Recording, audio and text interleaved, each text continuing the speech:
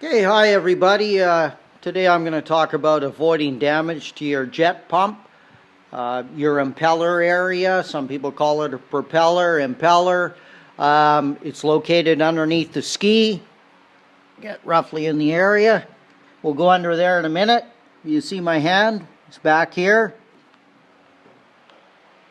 This is the outlet, obviously, of your jet pump area here. And the actual intake grate is underneath the ski. And we'll go under there in a few minutes. But just to point out to everybody, there's a few things that you can do to avoid damage. And the first thing, obviously, watch out for any rope in the water, fishing line, pieces of wood, wood chips, anything floating, plastic bags, plastic pails, anything at all. Avoid anything like that, obviously. Don't start your ski if there's contamination like that in the water. Another key thing that I do, and I teach everybody here to do, is when you start your ski, make sure you've got lots of water between the bottom of the ski and the bottom of the ocean or the lake or whatever. So in other words, this ski's sitting on the trailer, I don't know, a few feet off the ground. I start my ski minimum 4 feet of water. So here's the side of the ski, minimum 4 feet of water, 5 feet of water. And actually, when I go to get on my ski, I use my boarding step, of course. I give the ski a little push as I get on, so I'm probably in 8 or 9 feet of water when I start the ski. The reason being is the intake grate underneath the ski, where your propeller or impeller, whatever you want to call it, I'll call it an impeller, it works like a vacuum almost, and it sucks items up. If there's something in the line of path, it will suck it up. So in other words, if you started your ski a foot off the, let's say you had a foot of water, right? And there was a lot of rocks and debris on the bottom, it would suck those rocks up and drive them through your impeller out the back of your jet pump and do all kinds of damage. So now, if you started in 4 or 5 feet of water minimum, the same applies when you shut it off. I don't run my ski up onto the beach and shut it off when I'm in about a foot of water, because what's going to happen? That impeller's turning, it's working like a vacuum underneath the ski, and it's going to suck up all kinds of rocks, sand, debris, and damage my impeller, my jet pump, my liner. And it's just avoidable. It's an avoidable cost. Why waste your money on something like that? So I have a policy. Start the ski in minimum 4 or 5 feet of water. Shut the ski off in 4 or 5 feet of water. That way my chances of sucking up anything off the bottom of the lake where I run, or the ocean, wherever you are, you're just not going to do it. It's not going to happen. If you're in 8 or 9 feet of water and you start or stop the ski in there, all the better.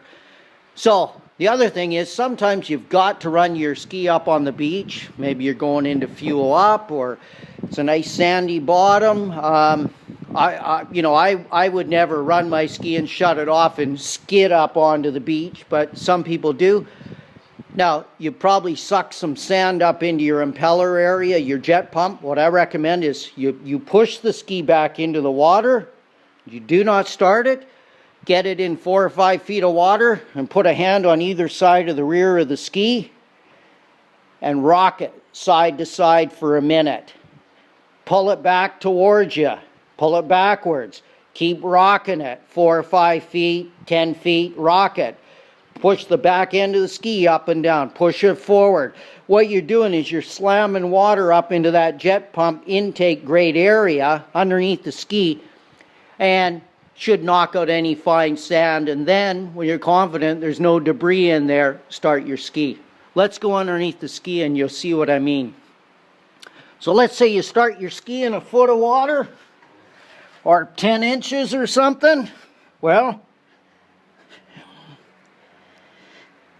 here's your intake grate. This is where everything's going in here. This has got a lot of suction movement, because if you look out the back of your ski when you pull the throttle, it pushes a lot of water out, so a lot of water is going through in here, and there's water going through at idle because that impeller is turning around and around. look at the clearances between the impeller edge, and we'll just call it the tunnel. It's the liner, but we'll call it the tunnel. So that impeller or propeller, whatever you want to call it, turns, rotates around.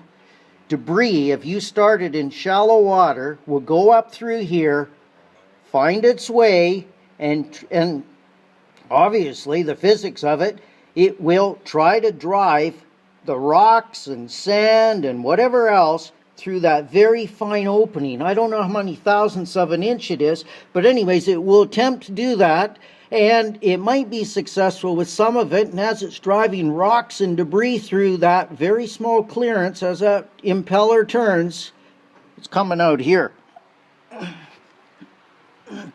It'll get blown out the back, and so what it's done is all those rocks and sand and whatever else, it's carved up, broken your impeller, taken pieces off it, God knows what. It's an avoidable problem.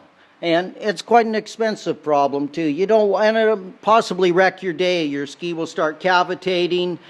You might feel a vibration up in your handlebars because you've taken chips and pieces out of your impeller. And it's just something to avoid. And so stop the ski in lots of water. Check the area for debris, and anybody that's going to ride your ski, make sure you go over that with them. And that's what I do with my wife here and her sisters. Start it in lots of water, shut it off in lots of water. I met a guy down on the beach a while ago on a Sea-Doo. Nothing against Sea-Doos. I've had lots of Sea-Doos. And he said, I only had 12 hours and I had to get a whole new jet pump put in. And I thought, well, maybe it was defective or something. Well, anyways, later in the day, I saw him drive up on the beach, ran the engine right up onto the rocky shore, rock and sand, and then he started it probably in 8 inches of water. So God knows what he sucked up each time he did that. So he's probably put in another jet pump. So anyways, that's today's tip from Rod, and hope that helps.